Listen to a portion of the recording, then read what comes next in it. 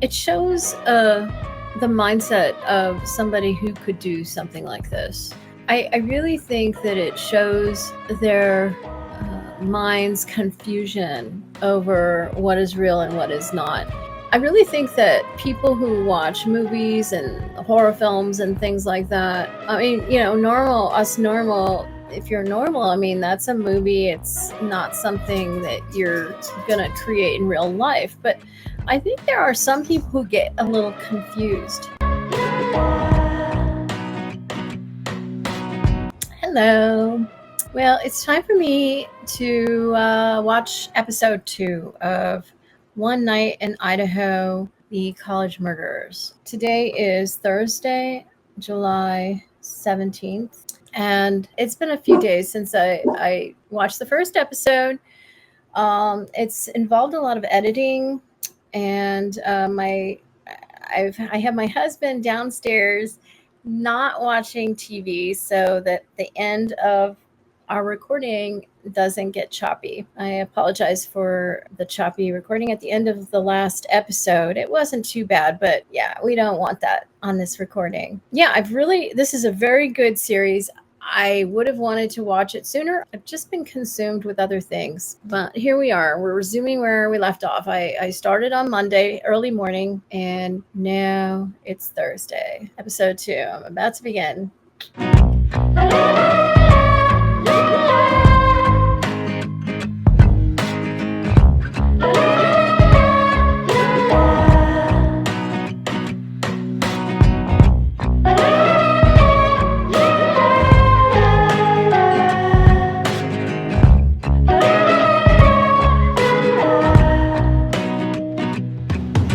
Tapping with my finger on the window. You keep pushing me away. I should let go.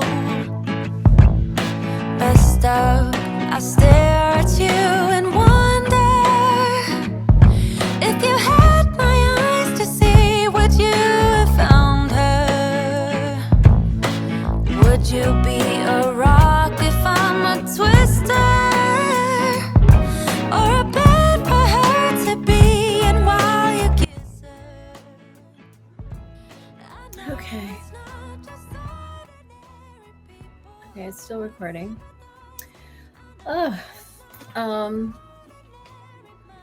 Yeah, really interesting. Really interesting. What do I have to say? Not much this time. I guess I said it all for episode 1, but one thing that struck me at the beginning of this episode was how I think it was Maddie's mom was talking. I believe it was her that was talking about how it felt made up, not real. It might have been a lot of them that were saying that at the beginning. How when this happened, and later they were talking about it being like a movie. I think Hunter Johnson was talking about it being like a movie. It just seems surreal. And I think it was Maddie's father who said, that's what it was. It was Maddie's stepfather, who was talking about how it seemed made up. Like, who would do this in real life? It was like, that's supposed to be like a horror film, something that's made up and is a horror film. It's not supposed to be real life. And here they were living that horror film. One thing I want to bring up about that, it shows the mindset of somebody who could do something like this. I really think that it shows their mind's confusion over what is real and what is not. I really think that people who watch movies and horror films and things like that, I mean, normal, if you're normal, I mean, that's a movie. It's not something that you're going to create in real life. But I think there are some people who get a little confused with what is a movie and what is Lily. I do think that there are people who get a little confused. Like, there's a mental problem in some people. I think of my ex-husband right off the bat, not talking about my ex-boyfriend, David, who is Bryan Kohberger, the true identity of Bryan Kohberger. I'm talking about my ex-husband. He used to rob banks when we lived in actually, I think it started when we were living in Manhattan, and then we moved to Queens. And this is before we left for Hawaii, before we got married. He had a history with being a drug dealer, and I was trying to get him to stop doing that and get a normal job. He wasn't able to just stop it. And there was a point when he was like, okay, this is the last time I'm doing it. He would tell me things to test them out and see how accepting I was of it. And at a certain point, he told me that his friends wanted him to start robbing banks. I'm like, what? Like, are you crazy? That kind of stuff happens in the movies, but in real life, you don't get away with stuff like that. Are you insane? So you've been watching too many movies. You know, we were students at Lee Strasberg Theater Institute. I mean, I wasn't going to classes anymore at that point, but that's where we met. And we were both aspiring actors. I had kind of let that go at that point. I had made a decision that I wasn't going to I wasn't going to be an actress until later on in life. I had read a Stanislavski book that said that you can't really be a good actor until you're middle-aged. You know, you don't have any experiences when you're young, and you can't really, method acting doesn't really work if you don't have a lot of experiences, and the best actors are middle-aged or something to that effect. You know, that was my interpretation.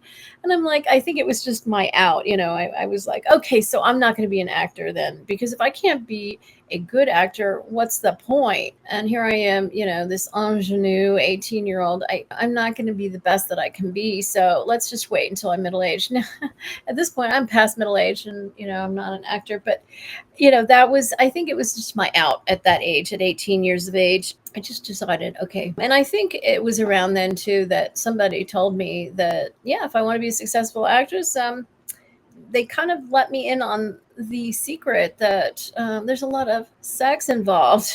People become successful. There's a lot of behind the scenes sex that goes on in Hollywood. And if you're not game, you know, you're not going to work your way up, you know, apparently. And it's men and women. I'm not just talking women, you know, not just the casting couch exactly. It's men and women. And that's reality. The CIA is in control of Hollywood, and it's a secret kind of culture. There's a lot of group sex. You know, there's a lot of other things that are horrible, like, and things like that. We don't have place for pedophilia anywhere. Group sex, you know, if people want to have group sex, I guess that's their prerogative. It shouldn't be involved in an industry, though. It shouldn't be how people in authority control their employees or potential employees, or it shouldn't be anything like that. That's when sex becomes violence. But that's the way Hollywood is, and still is, and has been for a long time. Anyway, somebody let me in on that fact at one point when I was 18, and I was shocked. I was like, you mean I can't go out there and do my best to portray a role, an audition, and get a part? I have to be part of that I have to sleep my way to the top? And I was told, yeah, that's the way it works. And this is, you know, it was Ross who told me, who let me in on this secret. And he's like, yeah, that's reality. And, you know, and Ross is in the industry, he knows.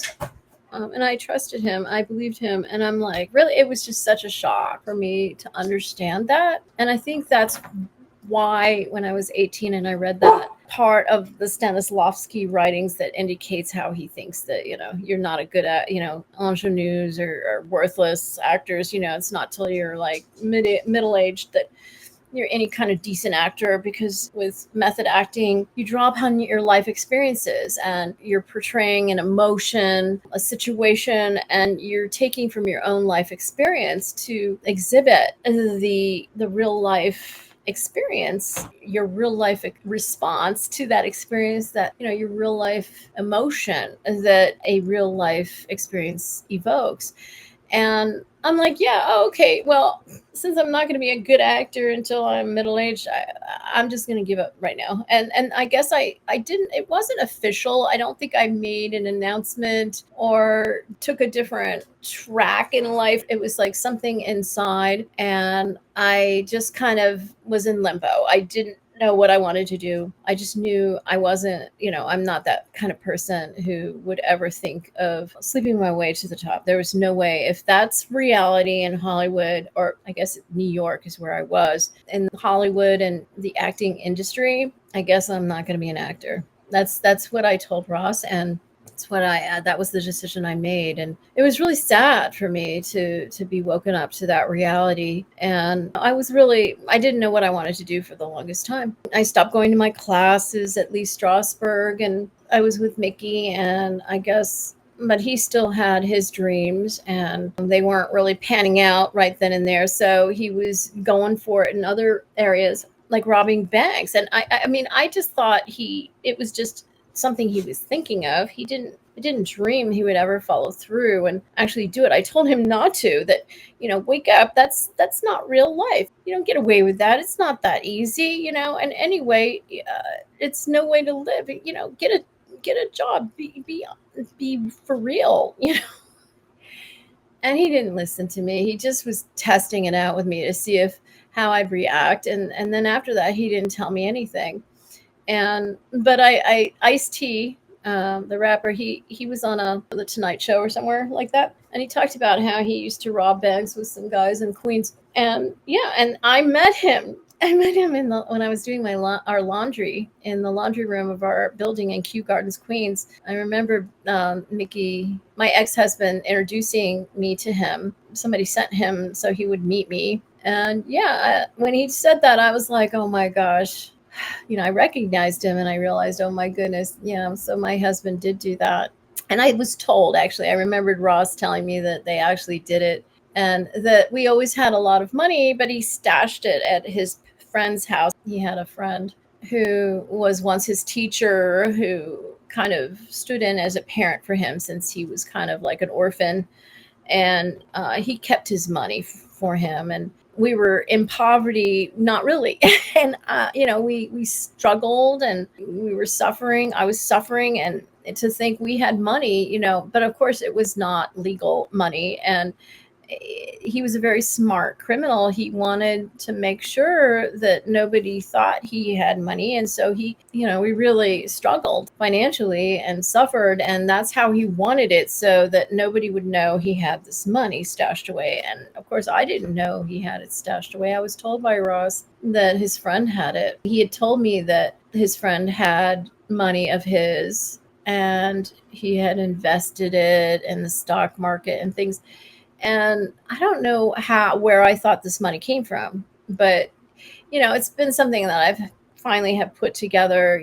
Different people have told me different things, and it's clear that that's what he did. And, so my ex-husband, he really did have a hard time understanding that shouldn't be reality, and he saw it in the movies, and he thought, okay, yeah, let's do this. And obviously he got away with it. And Ice-T was talking about the statute of limitations, that it's passed, and that's why he can talk freely. And that was before he became a rapper. But there are some people, and I think criminals in general, just have this idea, somehow it's glorified in their mind, that is an option in real life, what you see in movies. And in my mind, and I think in a normal person's mind, that is a movie. That is not real life. Real life is different from the movies. I'm sure, movies can give you ideas and cause you to think about certain things differently. Movies are intended to inspire and get you to re-examine and rethink things, but it's not real life. Real life is the here and now in our lives. And I do think in general, I think women in particular, we get confused about real life with men. We have all of these ideas about what it is to be a woman. We're raised with these ideas. Snow White, Cinderella. I have all of them on this wall. Let me show you. There's Cinderella. I remember I was Ariel. That was a new one. That was the big character going when I was going out with David. And I remember telling David, it's like you and me. I don't know. She had some guy, right? And I forget the guy now. That's over there. Is that, I don't know, who's that? Rapunzel? And up there, Fiona? I don't know. Yeah.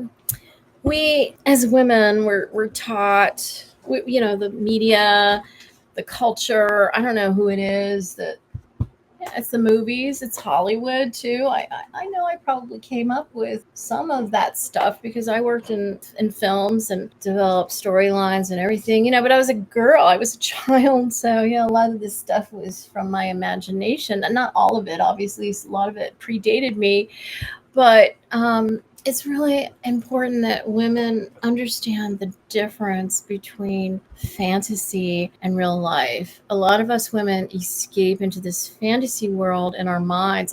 I'm thinking it might be better with the younger generations at this point. I just know I got very confused with David. David was my prince, and I was so ecstatic when I broke through to go out with him, and it was like a fantasy come to life. And when it feels like a fantasy coming to life, it's not real. And in fact, it's like a drug. Like it's like drug induced. When you get into this fantasy world, there are severe side effects. And I experienced that with David. That fantasy that I thought was happening to me was not real. And this prince in shining armor, he me, he deed me. He had others army. He arred me. He sold me, and he went out and emmed a lot of people out in the world, getting so thrilled that I put him on such a high pedestal and worshipped him. He told me once when I was deed that nothing thrilled him more. Like I was the one who gave him his fantasy. He always had fantasized about a girl, a woman, a wife, a girlfriend worshiping him the way I worshiped him. I was his fantasy as well. It was like we indulged in a fantasy together. Fantasies, they're entertaining in our mind. But when we feel like we're living the fantasy, that's when you need to wake up and open your eyes. Real life may be boring, but it's a lot safer than some fantasy that's not real. And like a drug, it has severe side effects. But getting back to my ex-husband, he got away with it. He's very smart as a criminal. He's a savant too. He has disabilities. Okay, he does. He has shortcomings. He has that ADHD, and he's a mess. And he's always running around, hyper, going, never finishes anything. I mean, I guess he does, but he just the opposite of a perfectionist, which is I tend towards perfectionism, and he's just the opposite of that. And perfectionism is not good either. But I admired his action taking. I'm really sweating under the lights here. One thing I admired about my ex-husband was how he got an idea and he immediately took action. He did not hesitate to take action. How I admire that, because as a perfectionist, you hold back on taking action. You're more in your head. You want everything to be right. You want everything to be perfect, right? And he like helped pull me out of that shell a little bit. I mean, I was an action taker too. I mean, I left home at age 18. I mean, really unusual. I mean, I really did leave home and never went back. I still struggled financially. My father helped me financially for a little time until he got married. But it wasn't a lot of financial help. I was just left to struggle it out on my own. And a lot of kids, they stay home until they can get a job or whatever, or they can support themselves. Their parents want to support them until they create a solid life for themselves. My parents, they didn't really care about that. And I knew that I was healthier without them and being separate from them. But my ex-husband, yeah, there was a confusion of what is reality and what is fantasy. Now, because he was so smart, and, I'm talking about not smart in all ways, believe me, but really smart as a criminal. He went overboard trying to camouflage the fact that he had lots of money. I mean, I didn't even know. I mean, we were living in poverty. And when it was the FBI that told me. I mean, my ex-husband doesn't know that the FBI knows all about him. And he thinks he's fooling the FBI. I guess he's not that smart, huh? The FBI knew, and they were watching. Okay, because there was a bigger plan. There was a bigger crime going on here that they were observing and investigating, and they used my ex-husband to get information on the bigger crime here, which is what has been done to me.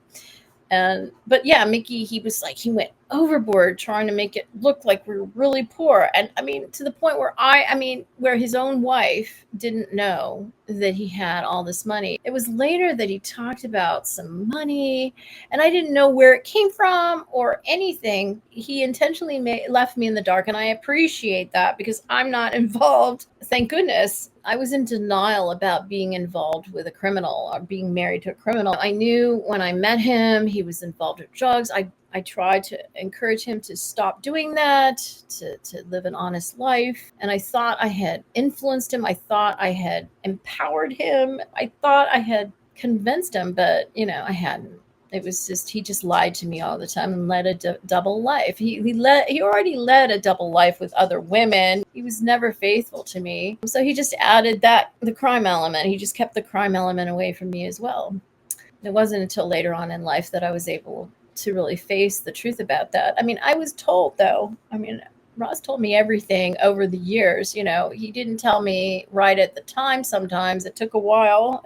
He'd tell me after the fact many times, but he always kept me informed in various ways. But I remember when he told me that Mickey had a lot of money and that he just wanted us to, hi Dean, he just wanted us to look poor so that nobody would know he had committed the crime he did. Okay, put it down. Thank you very much. That's very thoughtful. What is that?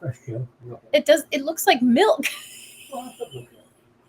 Yeah, but that's not coffee, Dean. I can't drink coffee like that. You drink it. I don't drink my coffee that light. I mean, that's milk. That's heated up milk. It's not. It doesn't even have any coffee in it, Dean. Because no, it does. It doesn't have the coffee.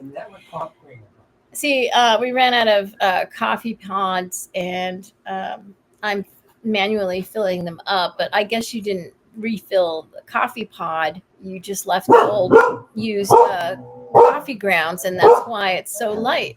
Okay, but you drink that. I can't drink that. Okay, thank you. I appreciate the thought, but I can't do that. Okay, it's okay, Lily.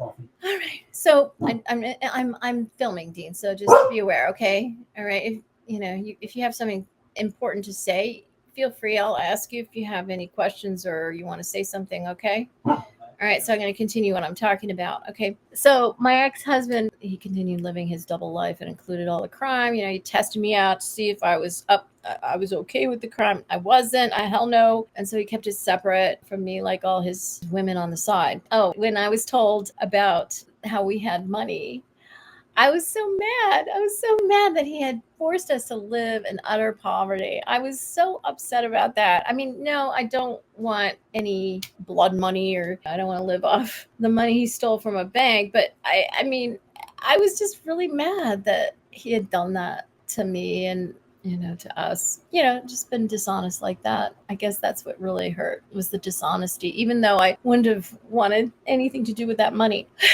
I just think that there are some people who get confused with reality. It's like there's something mentally wrong with their brain. And I do believe my ex-husband had that thing wrong with his brain. That's one of his disabilities. I think my twin also has that confusion. And I think David did as well. And, David, I've mentioned that he's when I speak about David, I'm talking about my ex-boyfriend, David, who is the true identity of Bryan Kohberger. Bryan Kohberger is a 30-year-old guy sitting in a jail cell in Idaho, but that's not who he really is. My ex-boyfriend, David Craig, he's involved in the CIA, and he did away with him and probably made a lot of money by being him, or has been, I don't know, or has the hope of making a lot of money because he's in some kind of special lineage. Who knows? Maybe David is his genetic father. I don't know. And he did away with Bryan and took his place. And there's that part of him who wants to redo his life and be young again because he he just always missed the boat, always missed the train in his life. And here he is. He's a lot older. He's the same guy who my brand new husband, Ron Goldman, in 1994. Okay, that's the year Bryan Kohberger was born. He was born in November of that year. After the David at that year in 1994, he was 40 years old. And now he is 71 years old. Very youthful for his age, okay? Always has been, always will be. He had a major stroke in 2009, and just before the anniversary of the. And ever since then, and I guess I'm trying to think what his age was that year. He was born in 54. So I believe was he 55, Dean? Is that right? Yeah. And this is why he went all vegan. During our whole relationship, I always tried to go all vegan. I was always talking about it. He had never had an interest in being all vegan ever until this happened. And I guess this was how he thought he could prevent having another stroke, and he could stay because he didn't want to have another stroke. And that's why he's quite a bit thinner than he used to be. He was always a little beefier than he is now. But yeah, I'm curious to see what he looks like under that mask, which protects him from UV rays and probably keeps him young. I'm sure he had that in mind when he decided to become Bryan. He has various disguises he has worn. Also moisturizes your skin.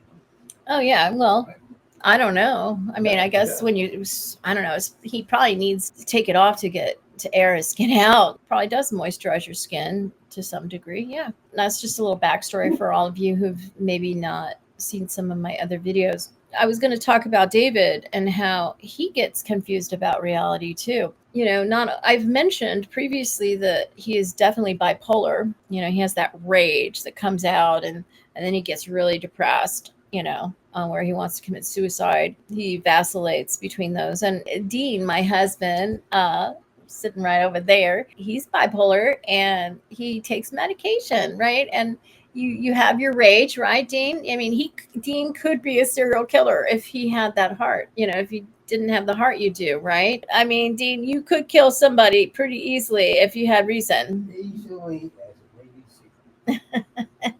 Yeah, Dean really admires the Navy SEALs. I know he wishes he were a Navy SEAL. Do you wish that you had been on a different career path to become a Navy SEAL? Yeah, and then I was in station aboard ship and carriers and all. You don't go into port to drink beer. You stay on ship all the time. Right, and then you would have. And so you have 9 months of pay going in your bank. It's not going out to the Joe's Bar in Louisiana, one of them. It's going in the bank for 9 months, and you go home for 2 months, and then you can buy yourself a nice new car, or buy yourself right when you're out in the submarine for how many months at a time are they out to sea? 9 months. Your money, you get paid every month, and your money accumulates, and you get home and you can buy a house with cash, right?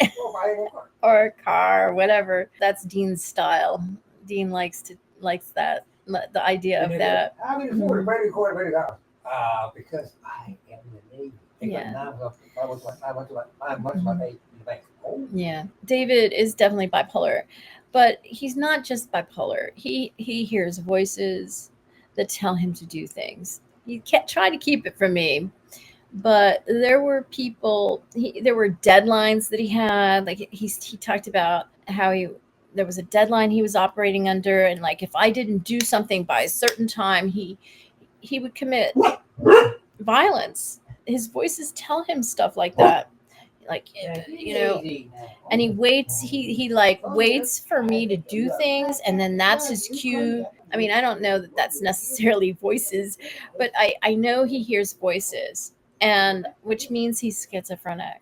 And I know this because I know his genetic mother, who was also schizophrenic. So I know she heard voices and she hallucinated, and maybe he hallucinated as well.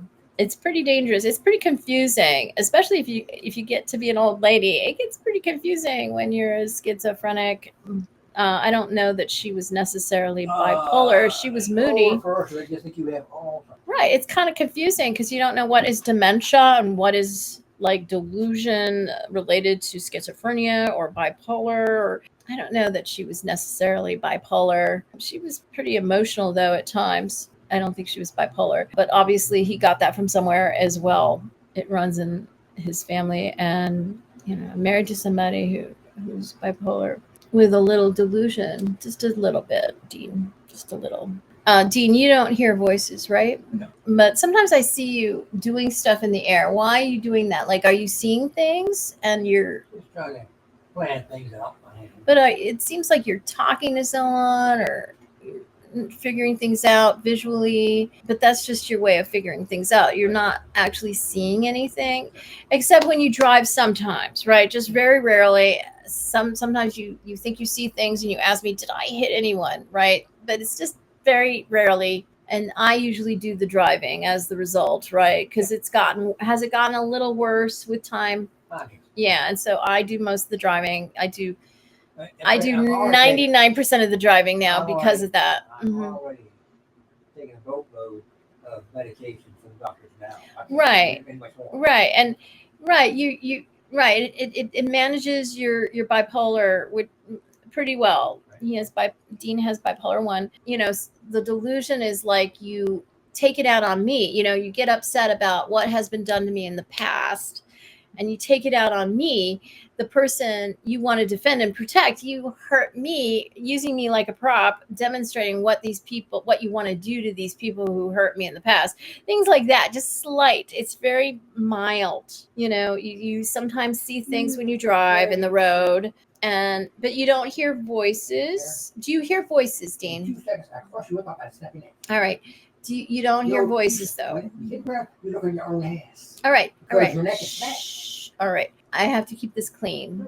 All right. But you don't hear any voices. You sometimes have the visual, just a little. And you have a little, I know it's just a slight delusion, but it's mild, right? Do you sometimes hear things? I haven't noticed that. It's just a little tiny bit of visual stuff and a little tiny bit of delusional stuff. Just tiny. And the rest is bipolar. So it's like he can't even take medication for schizophrenia because it's just overkill. It's not that bad. We can manage the slight delusion, slight visual little hallucinations in the road. That's not a big deal, right? And when you're doing that in the air, you're not seeing something, right? Because I see you doing that when you're planning your painting and you're in the air, you're just standing in the middle of the lawn and you're going like this, and it seems like you're talking to somebody, but you're not. You're just planning it and you're just using your hands. I will use the extension and roll it. But most people don't do that. Why do you do that? I'm just curious why. I'm just aiming at how Okay, but people might look out the window and see you doing all this stuff and think, what is he doing? But you don't care what they think. But I mean, okay, Lenny, it's all right. Hey, call me up. I can't give you a love. Thank you. The thing about Dean is he really doesn't care. He has no care about what people think. And in fact, he wants, like when he starts getting enraged and yelling and screaming, he wants the neighborhood to hear him. He thinks that they need to hear his story.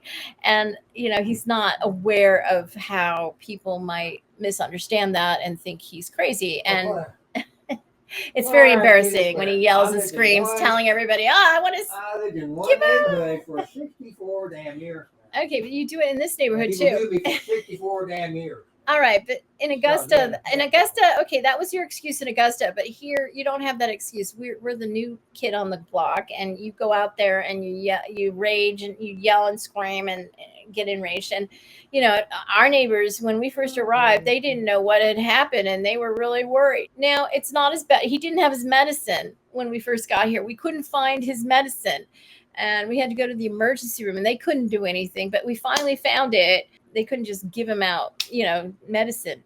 So we finally found the medicine and it was better. And our neighbors were like, oh, okay, I guess it was just, he was a little stressed out and he didn't have his medicine. But once you get your medicine, you're mostly okay. I mean, you have a few rough spots. That's the way life is. I know you go over the top a lot, but it's manageable when you take your medicine. When you don't take your medicine, it's terrible. It is so stressful. And it's stressful for you too, Dean, right? I mean, that's how you know that he knows the medicine works and he takes it. And you prefer life with your medicine, don't you, Dean? Yes, I do. Yeah. Makes everything a lot easier, Dean. You feel better. You feel more hopeful. Otherwise, you just want to die all the time, and you just don't care about anything, and you just scream at everything. I am not hopeful. I'm 64, going on 65 years old. All the little things you don't give me can't give me nothing. What? What? I've already got what I paid for service for all these years. That's also here to do for me. The government, other than that, can't do nothing for me. Okay, but really, No hope you had. Okay, but Dean, if I were to get my life, and my money and everything, it would be a lot better. You would feel a lot better, because that is one of the things that torments you and me, is that I don't have my life. I don't have my money. Everything's in limbo, and we're waiting for me to have my life, right? And that really is a torture. And the trouble with limbo is it can last a week, a month, or 10 million years. I know, it seems like 10 million years the way we experience it. It's been a suffering like no other between, us together. We both suffer, not just me, it's you too. And when I did have a little money, when I did make some money, and we were doing better than we had ever done before, it was a relief, Dean, wasn't it? And it helped you. You didn't act up as much. Everything was a lot more stable for you, wasn't it? It's all this stress that triggers you and causes you to start yelling and screaming in the neighborhood. And, to me, it's embarrassing me in the neighborhood, in restaurants, in public, but in our home. You would feel a lot better if there was justice and I had what is mine and what I deserve. If people would honor that my money belongs to me and only me, doesn't belong to anyone else. All of my achievements I would be credited with, and other people wouldn't be stealing the credit from me. All of these things would give you a lot of peace, and it would really help. But knowing that we've been so violated and scammed, and really triggers you. Used and abused on top of it. Yeah. And I'm just as frustrated, Dean. I just don't have the same reaction to you because I'm not bipolar. I tend towards depression. Dean gets hypomanic a lot. He has trouble sleeping, and he has to take a brain chemical. It's a brain chemical, Seroquel, that helps him sleep at night. Because if you didn't take that, Dean, you'd be like sleeping 3 hours a day, wouldn't you? That's what your whole life you slept 3 hours a day. Yeah, and I could go to the warehouse and go work 16 hours for 3 hours. Yeah, and your job really it made you good at working the night shift, right? It did. Me, I'm a person, I can't. 7 hours is perfect for me. I can't get away with skimping on sleep. If I do, I'm so tired and I'm just not myself. I sleep naturally. I don't need any help sleeping, and it's one of the things I've never had trouble with is sleep. I can sleep 8 hours seems to be a little much for me. It's 7 hours. That's my perfect amount of sleep, and as long as I get that, I'm good. And I've tried to experiment with my sleep because for productivity, trying to get more done, and it just doesn't work for me. Of course, our culture, I used to think that we all slept 2 sleep cycles and all that we needed was 1 sleep cycle. I knew a person who worked in some kind of sleep lab, and he was explaining that to me, and how we only need 1 sleep cycle. And it's like, so mine would be right. My perfect amount of sleep is 7 hours. So it would be right in the middle of that, like 3.5 hours. And I've tried so hard to do that, and I just can't do it. So I don't know if that's really, maybe we need 2 sleep cycles. I really am thinking, but I know there are other cultures, I'm thinking about Vega in particular, where they don't sleep as much, and they don't need to because they know the secret to sleep. And I don't know the secret to sleep while here on Earth, but they do. I know we went way out of the way because this is meant to be on here. These are recordings that are very important for my people to have. It's very important to push out to the public. I guess we need to talk about this stuff for some reason. But okay, getting back to my ex-husband and his confusion with reality, and David, the person who committed these horrible crimes in Idaho, the true identity of the person who committed these horrible things in Idaho. In his mind, that's an option for some reason. It's not an option, going out and killing, taking out all his aggression and killing 4 innocent people. Somehow that's an option in his brain. It's like his brain is not tuned into our reality. And I guess it's the schizophrenia combined with that rage that, because Dean, when he gets hypomanic or when he gets full blown manic, he's like, what's that character? The Hulk, what is it? The Incredible Hulk? Is that what it is when he gets really mad? Right. That's how Dean gets, and that's how David gets, that rage. Not everybody loses touch with the reality around them, is classic for bipolar 1. I think of Sophia, the person who, one of my roommates in 1994, I had just taken her to the hospital that year, just before the murders. And it was her second manic episode. She had experienced her first one in New York City, and she was a law student at Columbia. She was running down Lexington Avenue, was it, to the river. She was naked with a little fanny pack, and she was running to the river to go swimming in the Hudson River. Totally out of touch with reality, the reality around her. That's bipolar 1. Dean also has bipolar 1, but he just becomes the Incredible Hulk, right? That big green guy, right? He's normal, and then becomes he's just in a rage. Bipolar is different in different people, maybe different in women than men. I don't know if that has anything to do with it. I know David's niece, she get enraged also. She was a girl. So I don't know that it's necessarily the difference between a man and a woman being manic. I think it's like a different level of it or something. Bipolar 2 is a lot milder. Yeah, I just think it's a different kind of bipolar 1. Bipolar 2, as I was saying, is when you're just hypomanic. It's a more mild form of bipolar. But bipolar 1 is full blown, and Dean could be a serial killer if he wanted to be, if he had the mindset. But the bipolar is what feeds his rage. Maybe he's more of a schizophrenic than I think we could ever call Dean. He just has a little slight taste of it. But David is, I think, full blown. And this is what fuels, his behavior. I went into all of that because at the beginning of episode 2, I think it was Maddie's father, her stepfather, who was talking about how this is not real life. It's not supposed to be real life. It was like it was made up. And then Hunter Johnson was talking about it being like a movie. Of course, that was after the fact, but the actual murders, that's what Maddie's father was talking about. It just felt made up. That doesn't happen in real life. That only happens in movies. And yeah, I just feel like David is a little confused. Like, he watches movies and gets ideas. He has this fantasy life that he brings to real life.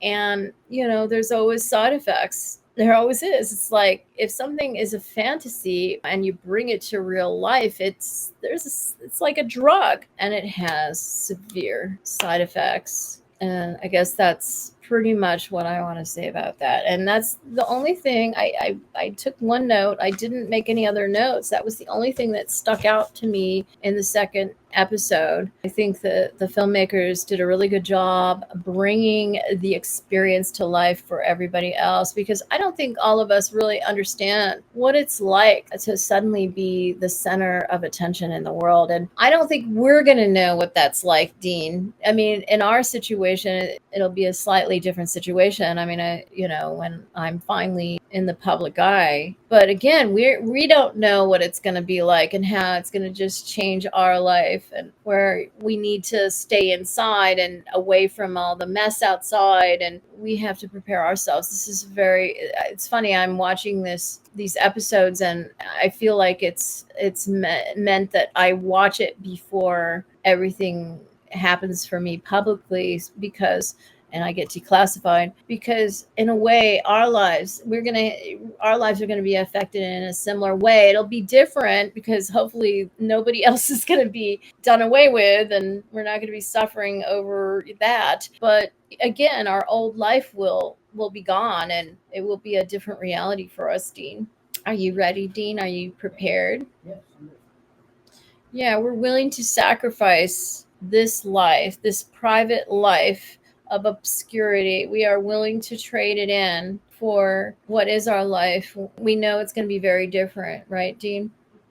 And we're willing to trade. This life is not good enough, right? You don't. What are your thoughts, Dean?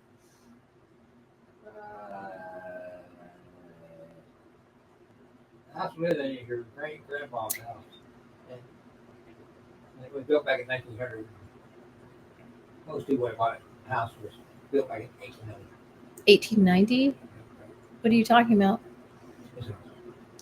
This is 1900, and why are you talking about 1890? Okay, 1890. Yeah, we're not. I'm not talking about this house per se. I mean, first of all, we can't afford to renovate this house that we bought.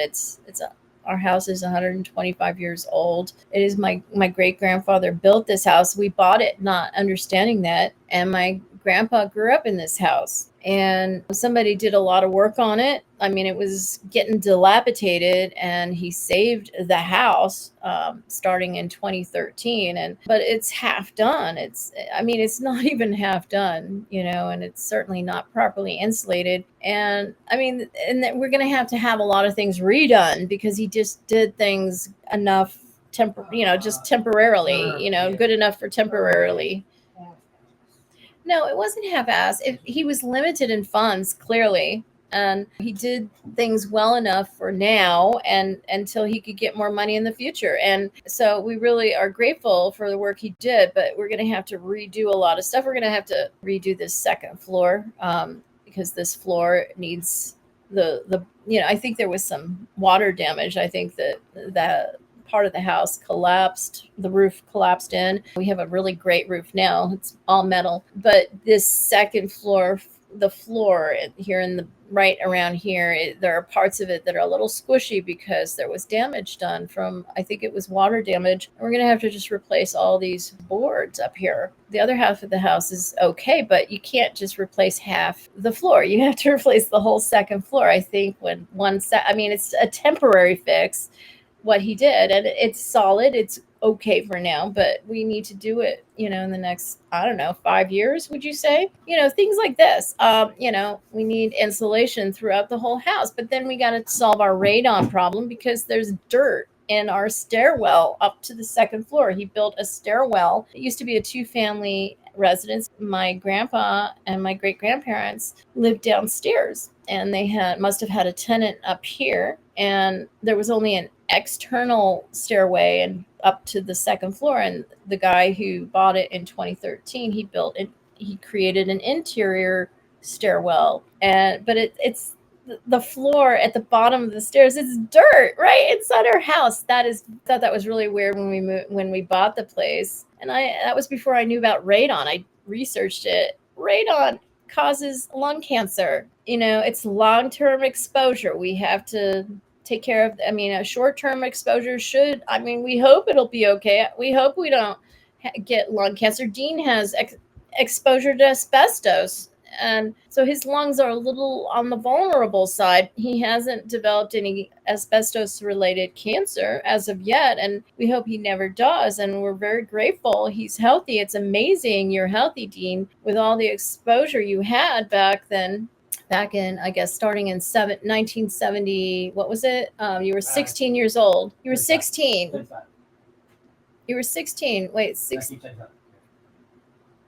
I don't think so. I think it was 76. Wait. You were born in 61. Right. 10 years old and 71 plus 6 is 77. Okay.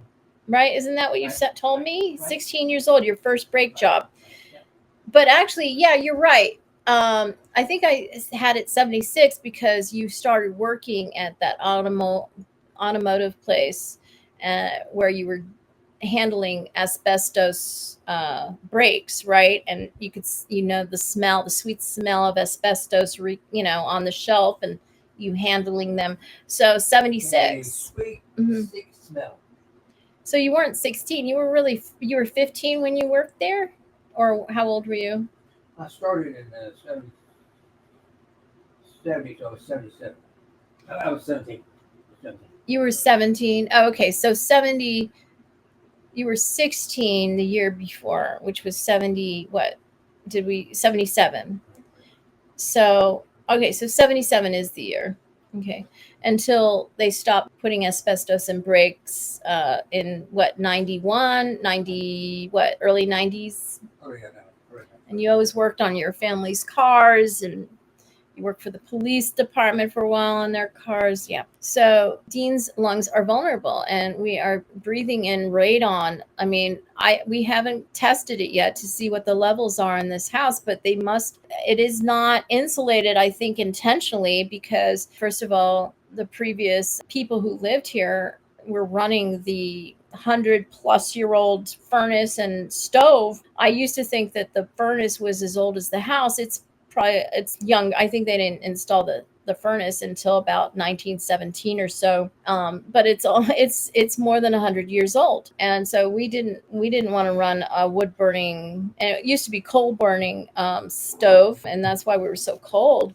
And we had to get a new pellet stove. But yeah, and we're not running this old 100-plus-year-old furnace either. But I believe that's why he didn't properly insulate, because it was really, I heard from somebody who used to live in this house that it was really warm in here with that furnace and stove. It worked really well, but it's dangerous. So I'm sure he was thinking about the carcinogens and the smoke, and so he felt like he needed ventilation for his family. And yeah, that was probably pretty smart, but boy, does it suck for us. Yeah, we have to do something before the winter, and we don't have the money. We're going to have to sell our house in Augusta, and we have to somehow figure out how to afford to get down to Augusta, and pay all our bills too, because we're paying for 2 properties. Didn't think we would run out of money. I thought getting here would give us money, and no, nothing could be further from the truth. Apparently, I don't think we have ever been so without so much, right? I mean, we ever been this short on money? And never in the whole time we've known each other. It's never been this tight, ever. I mean, we have to make sure we get our groceries before we run out of money. That's what we had to do this month. That's what we had to do last month. I mean, we've been doing it for a couple of months here. I couldn't feed my cats last month. I mean, I found some frozen old meat from our journey, from Augusta, and thank goodness it was still good, and I was able to feed them that. And it's very hard to feed cats if you don't have cat food, because they are so finicky, and they can't eat everything like dogs can. Anyway, made sure we have extra. We stocked up on the cat food this month, and the dog food should be good too. And I've always been able. I feed my animals before I feed myself, and it's never been this bad. So I know I go on and on about it, but I can't. I mean, this is my reality, and I can't shut up about it, because it's not acceptable to think that I have all this money and I'm being forced to live like this. It's like my ex-husband lying to me that there's money and makes us live in poverty. It's the same thing. I mean, yes, I don't want the money he stole from a bank, but it's just the same situation, a very similar situation. And it's just unacceptable, and it has to stop. I need my life. I do not exist. I'm still waiting to become an adult. I'm still 18. I mean, I'm not 18 yet. Yeah, I'm still waiting to turn 18. Yeah, because I can't really say 21, because when you're 18, you are an adult most of the time. I mean, you just can't drink alcohol, right? That's it. Yes, you are. Right. But it's just the drinking age is not till 21. That's the only thing you can't do, right? I mean, pretty much you just can't drink, right? You're 18, you're an adult, but you just can't drink. And that's the only thing you have to wait until 21 to do. I don't drink, so that doesn't matter to me. What I'm saying is, I'm waiting to turn 18, not 21, because when you're 21, you've already had a lot of rights, as you could vote, you could do a lot of things when you're 18. And that's what I'm talking about. I'm still waiting to turn 18. All right, so I guess that's all that I have to report and say. That's all the commentary, the inspired commentary from this episode 2 that I have for today, and that's it. Do you have any final words, Dean? Nothing more to say? All right. All right. All right, over and out.